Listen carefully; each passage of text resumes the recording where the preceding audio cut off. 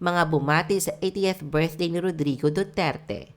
Si Senator Ronald Bato de la Rosa ay binahagi niya sa social media ang isang lumang larawan nila ni Duterte bilang pagpapakita ng kanyang suporta.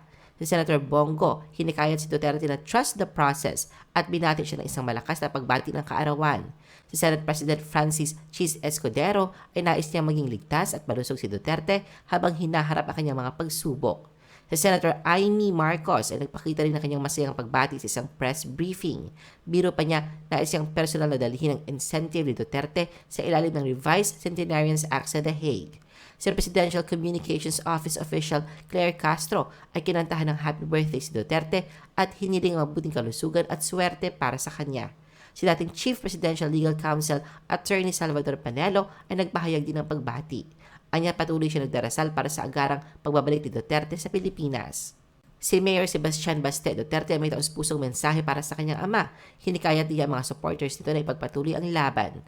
Nagpaabot din ng mensahe sa senatorial aspirant Gringo Honasan. Sa kanyang video statement, sinabi niyang hindi niya maaaring palampasin ang pagkakataon na bumati at ipagdasal ang dating Pangulo. Si Veronica Kitty Duterte naman ang nagbigay pugay sa pamamagitan ng social media.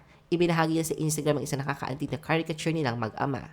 Si Vice President Sara Duterte naglabas ng isang maikling video message para sa kanyang ama.